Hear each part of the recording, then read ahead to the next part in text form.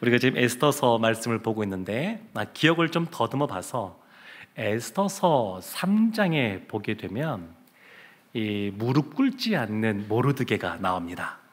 그리고 그것을 보고 하만이 분을 내면서 계략을 꾸미는 장면이 3장에 나오고 4장에 보게 되면 이제 그 모르드게와 또 유대인들 또 에스더가 죽으면 죽으리이다 이런 각오로 금식하면서 기도하는 장면이 나옵니다. 근데 이 금식하고 기도한 이후에 보면 지금 이어지는 사건까지 굉장히 아주 긴박하고 좀 빠르게 사건들이 진행됩니다. 서서히 진행되던 사건들이 이 4장, 이 금식하고 기도한 이후부터 아주 그냥 속도감 있게 진행이 되는데 5장에 보면 에스더가 첫 번째 잔치를 베풀면서 왕과 그 2인자인 하만을 초청하는 장면이 나오고요. 하만이 너무 기분 좋은 상태에서 집에 오다가 그 대궐문 앞에 앉아 있었던 그 모르드게를 보고 마음이 상하고 기쁘지가 않은 겁니다. 그래서 장대를 매달아서 이제 모르드게를 달아야지라고 했는데 6장에 가게 되면 오늘 본문 전장에 가게 되면 오히려 그 궁중의 그 일기, 왕중 그 일기를 이 왕이 이렇게 읽는 것을 듣다가 오히려 모르드게가 존귀하게 되는 그러한 사건이 나옵니다. 그래서 이 사건 때문에 이 하만이 그냥 번뇌하면서 급히 집으로 돌아갔는데 그 집에 있었던 아내와 그 지혜롭다고 하는 친구들이 뭔가 이제 이야기하고 지금 뭔가 분위기가 지금 반전되었다라고 할 때 지금 4시가 와서 이제 빨리 가야 됩니다 라고 하는 장면이 오늘 본문 바로 앞에까지 있었습니다. 그리고 7장의 말씀을 보게 되면 이제 이 에스더 사건이 처음부터 서서히 달려오다가 오늘 본문에서 절정을 이루게 됩니다. 절정. 지금 모르드게와 또 에스더와 유다인들이 다 죽임을 당한 상황이었는데 오늘 본문에서 역전이 나타납니다. 역전이. 그래서 오늘 이 본문이 아주 중요한 내용들을 담고 있습니다. 1절 말씀 보면 참 재밌습니다. 이렇게 나옵니다. 왕이 하만과 함께 또 첫 번째가 아니라 또 왕후 에스더의 잔치에 가니라. 참 여러 가지 설명할 수 있는데 굉장히 짧게 설명하고 있습니다. 그러니까 지금 굉장히 사건이 긴박하게 막 가고 있어요. 7장을 시작하는 그 1절에 잔치가 나옵니다. 근데 7장을 마치는 10절을 보면 이렇게 말씀이 나옵니다. 모르드게를 매달려고 한 나무에 하만을 다니 하만이 죽습니다. 참 묘하지 않습니까? 이 대제국의 2인자가 하만인데 1절 시작할 때는 잔치로 시작합니다. 그리고 잔치에 참여했습니다. 그런데 끝날 때는 죽음으로 끝납니다. 그러니까 뭔가 징조가 좀 조짐이 안 좋다라고 느꼈지만 이렇게까지 진행될 줄을 하만이 모르고 있었습니다. 그래서 이 7장의 내용은 에스더가 두 번째 잔치를 베풀면서 그 결과는 뭐냐면 하만이 몰락하는 그러한 내용으로 결말이 지어지게 됩니다. 근데 이 몰락의 과정들을 보면 참 에스더가 지혜롭다라고 하는 것을 살펴볼 수가 있습니다. 2절 말씀에 보면 이렇게 나옵니다. 왕이 왕후 에스더여 그대의 소청이 무엇이냐 이렇게 묻습니다. 왕후 에스더여 너 소청이 뭐냐? 근데 가만히 기억을 떠들어보면 언젠가 들었던 것 같습니다. 첫 번째 잔치 때도 또 왕 앞에 나아가서 왕의 금호를 내밀 때에도 이 말을 했습니다. 지금 세 번째 왕이 지금 묻고 있는 겁니다. 야 에스더 왕후 에스더 너의 소청이 무엇이냐? 이 왕후 에스더 표현도 보면 첫 번째 두 번째와 다르게 지금 에스더를 더 높여주는 것을 볼 수 있습니다. 왕후라고 부릅니다. 왕후. 그러니까 이 사건이 진행될수록 이 왕이 에스더를 향한 마음이 점점 커지고 에스더의 지위를 점점 높여주는 그리고 인정해주는 쪽으로 사건이 지금 흘러가고 있습니다. 지금 이 에스더를 향해서 왕후 에스더여 라고 하면서 너의 소청이 무엇이냐? 그러면서 또 얘기하죠. 내가 나라의 절반이라도 주겠다. 그러니까 뭐든지 얘기해라. 다 들어주겠다 이렇게 지금 말하고 있습니다. 근데 에스더가 이와 같은 말을 들으면 좀 마음이 높아질 법도 한데 그렇게 하지 않고 아주 지혜롭게 말을 합니다.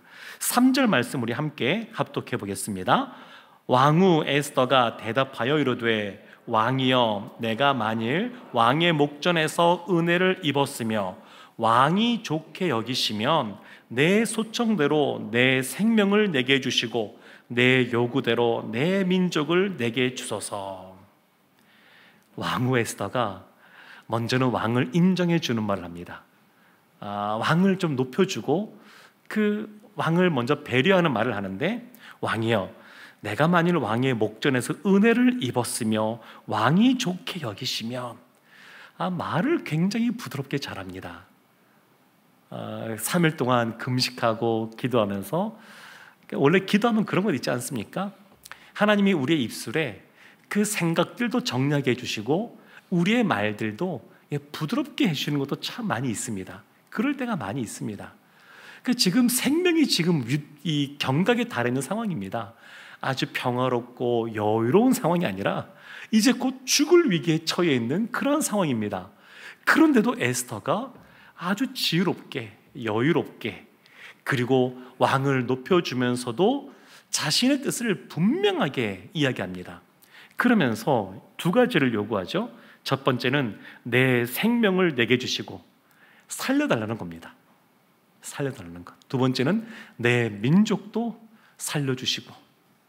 그러니까 이것이 왕의 입장에서는 상상해보지 못했던 말입니다. 우리가 예상하지 못했던 말을 들으면 좀 신선하게 들려지기도 하고, 그리고 더 귀가 번쩍 뜨이지 않습니까? 이게 무슨 말이지? 언뜻 이해가 잘 가지 않지만 아주 생각하지 못했던 말을 들었을 때에 그냥 아주 관심이 더 고조되는데, 지금 그런 상황이라 할 수 있습니다. 아니, 왕후를 누가 어떻게 한다고 지금 이 왕후가 생명을 살려달라고 하느냐. 지금 이렇게 지금 왕이 생각하게끔 에스더가 지금 말하고 있는 겁니다. 그렇지만 분명하게 말합니다. 나를 살려달라고, 내 민족을 살려달라고. 이것까지 들으면 이제 왕이 이해가 될 겁니다. 내 민족까지 얘기를 듣게 되면 에스더가 유다인이구나. 지금 이 에스더가 유다인이라는 것을 이제 드러내는 겁니다. 드러내는 것. 그러니까 때에 따라서 우리도 세상에 살아갈 때 그리스도인이라고 하는 것을 드러내야 될 때가 있습니다. 드러내지 않아도 같이 지나면서 우리 안에 예수님이 계시기 때문에 그리스도의 향기가 자연스럽게 묻어나는 것이 당연합니다. 그건 자연스럽게 변해갑니다. 우리 중고등부 수련회, 제 기억에 겨울 수련회 때 기도 제목도 하나가 뭐였냐면, 수련회 끝나고 돌아와서도 변화된 삶을 살게 해달라. 이것이 기도 제목이었던 것 같습니다. 중요한 기도 제목이었던 것 같습니다. 그렇죠? 목사님 어디 계시나? 네. 그랬던 거 제 기억하는데, 저도 기도했으니까요. 근데 이번에도 그걸 기도하고 있습니다. 그러니까 이 세상에서도, 교회에서만이 아니라 우리가 살아가는 삶의 자리에서도 주님과 함께 있으면 그 향기가 있습니다. 향기가 있습니다. 그의 마음이, 성품이 바뀌고 삶의 자세, 태도가 바뀌고 세상에 감당할 수 없는 하나님의 사람다운 그런 모습들로 점점 더 갖춰져가고 변해져 갑니다. 근데 예수 믿는 사람은 그런 것이 나타나지만 때로는 이 세상에서 우리가 그것을 적극적으로 나서기 어려운 때도 있지만, 때에 따라서는 그것을 드러내야 될 때가 있습니다. 다만 지금 이 에스더는 이제 내가 이렇게 말하면 왕이 나를 살려줄 거야, 이런 마음으로 말한 것이 아닙니다. 죽으면 죽으리이다. 그 각오가 여전히 있는 겁니다. 그 결과를 모르는 겁니다. 물론 하나님께서 영광 받으실 것이고 하나님께서 이 모든 것을 주관하신다는 것을 믿고 신뢰하고 있었지만, 이 땅에서 지금 이 사건과 관련해서 어떠한 결말이 날지를 에스더도 모르고 있는 상황입니다. 그래서 자신이 유다인이라는 것을 드러내는 것이 유리한지 아니면 불리한지 그것 자체를 잘 모릅니다. 그렇지만 지금 그것을 드러내고 있습니다. 이제는 죽으면 죽으리다라고 하는 그 각오를 가지고 그것을 지금 드러내고 있습니다. 예수 믿는 것 때문에, 예수님 때문에 이 세상에서 손해 볼 수도 있습니다. 사람들에게 손가락질 받을 수도 있습니다. 이해 못 받을 수도 있습니다. 그렇지만 그것을 드러내야 될 때가 있습니다. 지금 에스더가 그것을 드러내고 있습니다. 그러면서 4절 말씀에 보다 이 왕에게 분명하게 깨달아 알 수 있게끔 이런 표현을 씁니다.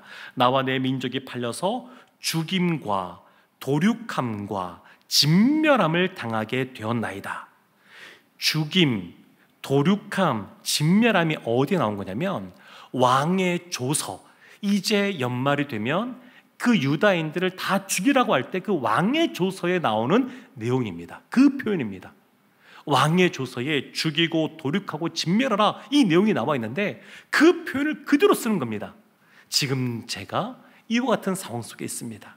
우리 민족이 이런 상황 속에 있습니다. 그러면서 한마디를 더 붙입니다. 4절 중간에 보면 만일, 이런 거죠. 만일 우리가 노비로 팔렸더라면 내가 잠잠하였으리이다. 차라리 우리가 노비로 팔렸다 그러면, 노비로 팔리면 그 금액은 왕에게 갈 것이고, 노비로 팔려도 계속해서 왕에게 뭔가 봉사할 수 있고 일할 수 있는데, 차라리 노비로 팔렸다 그러면 있을 텐데, 그런데 우리가 다 죽게 되면 그것은 왕에게도 손해입니다. 지금 왕을 계략으로 해서 이와 같이 손해보는 일을 누군가가 행했고 자신과 자신의 민족이 죽을 상황입니다. 이렇게 지금 말한 겁니다. 왕이 어땠을까요? 이 말을 듣고 어땠을까요? 이제 5절 말씀에 왕의 반응이 나오는데 아하수에로 왕이 이렇게 말하죠. 감히 이런 일을 심중에 품은 자가 누구며 그가 어디 있느냐? 감히 누가 그렇게 했느냐? 이렇게 말합니다. 감히. 세상 살면서 이럴 때들이 있습니다. 제가 가끔 이제 제가 목사인 걸 알고 더 비싸게 무엇인가 물건도 팔려고 그러고 뭔가 이제 목사이기 때문에 참고 손해봐야 될 것 알면 사시는 분들이 있거든요. 그럼 제가 이제 가끔 이게 마음으로 참 안타깝게 여기면서도 어쩌려고 저러나, 나중에 어떻게 하려고 저러나, 저분 하나님이 지금 다 보고 계시는데, 제가 그런 생각할 때가 있습니다. 비슷합니다. 왕이 감히 누가 지금 이렇게 하고 있느냐. 6절 말씀에 에스더가 아주 담대하게 말합니다. 지혜롭게도 말하지만 아주 담대하게 직설적으로도 말을 합니다. 에스더가 6절 말씀에 우리 함께 합독하도록 하겠습니다. 에스더가 이르되 대적과 원수는 이 악한 하만이다 하니 하만이 왕과 왕후 앞에서 두려워하거늘. 분명히 말합니다. 나의 대적과 원수는 이 악한 하만이라고. 그리고 하만이 두려워 떱니다. 이게 너무 극적이지 않습니까? 지금 이 모르드게를 존귀하게 해서 그 말에 태워서, 왕의 말에 태워서 성을 다니면서 왕이 존귀하게 하는 사람은 이렇게 할 것이다. 그렇게 하고 나서 집으로 돌아간 지 얼마 안 되자마자 다시 잔치에 초대받고 그날 밤에, 저녁에, 밤에 이와 같은 일이 지금 벌어지고 있는 겁니다. 그러니까 이게 지금 아주 극적인 그런 변화들이 있는데, 이와 같은 이 하만의 이 상황을 보게 되면 자연스럽게 떠올려지는 성경의 구절들이 많이 있습니다. 그 중에 하나 대표적인 것이 시편 1편.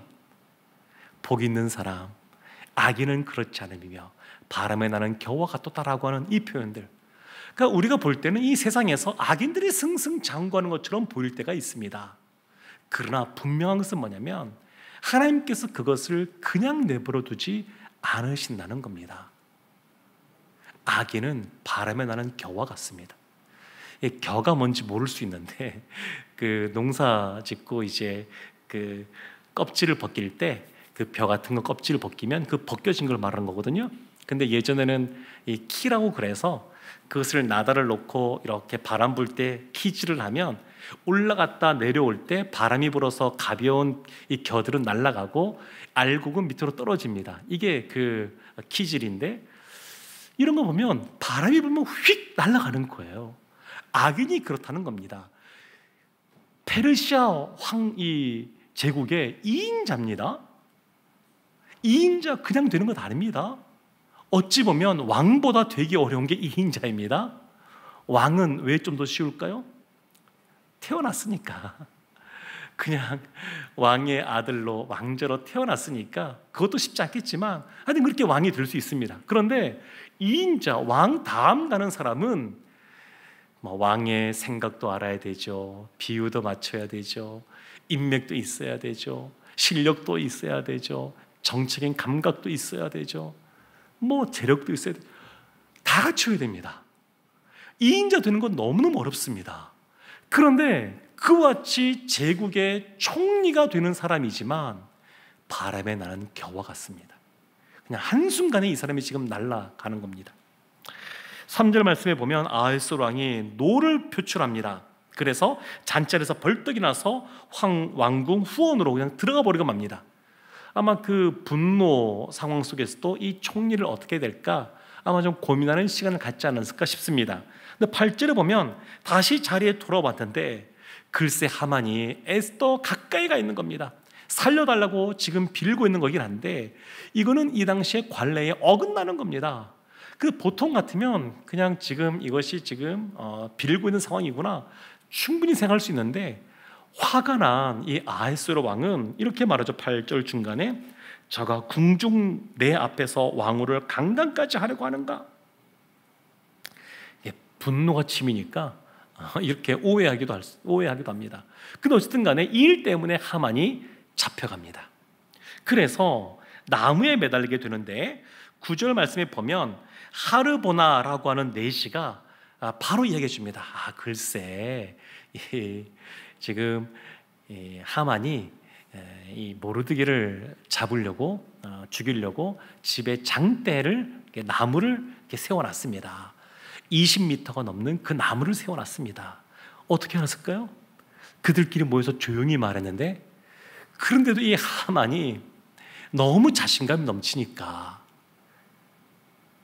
누가 자신을 걸리적거리게 하는 사람도 없고 이 모르드게 빼고는 그냥 하는 것마다 승승장구하니까 이와 같이 사람을 죽이고 살리는 이 왕의 권한에 속하는 것도 그렇게 보완을 하지 않는 겁니다. 또 어쩌면 낱말은 또 새가 듣고 반말은 쥐가 듣는다고 이런 내용들이 퍼져나가는 겁니다. 그래서 이 하르보나가 그것을 알고 이야기를 합니다. 그랬더니 왕이 하만을 그 나무에 달아라 이렇게 말을 하게 되고 모르드게를 매달려고 한 나무에 하만이 매달려서 죽게 됩니다. 이것이 오늘 이 사건의 그러한 이야기입니다. 과정입니다. 그래서 이 말씀을 보면 하만이 결국 몰락하게 되는데 그러면 결국 하만이 몰락하는 이 장면을 보고 신자인 우리는 무엇을 배울 수 있는가? 우리는 이와 같이 이 세상에서 악하지만 승승장구하는 사람이 실패하고 무너지고 바람나는 겨와 같이 될 때 우리는 이것을 보면서 무엇을 깨닫고 어떠한 자세를 우리는 취해야 될 것인가? 이것이 이제 본론인데 시간은 많이 갔습니다. 그래서 짧게 말씀을 드리면 첫 번째는 겸손해야 됩니다. 겸손. 우리의 인생을 우리가 다 알지 못합니다. 내일 어떤 일이 벌어질지 1년 뒤에 몇 년 뒤에 어떤 일이 벌어질지 우리가 다 알지 못합니다. 우리의 인생의 주인 되시는 분은 주님이시고 그리고 그분이 우리의 삶을 이끌어 가시는데 우리가 그것을 다 모르기 때문에 겸손해야 됩니다. 이것을 다른 식으로 표현하게 되면 우리가 결말을 모르기 때문에 하나님을 신뢰해야 된다 이렇게 볼 수도 있습니다. 예수님이 비유의 말씀들을 하시면서 이런 말씀을 하신 적이 있습니다. 한 부자가 그 해에 풍년이 들었습니다.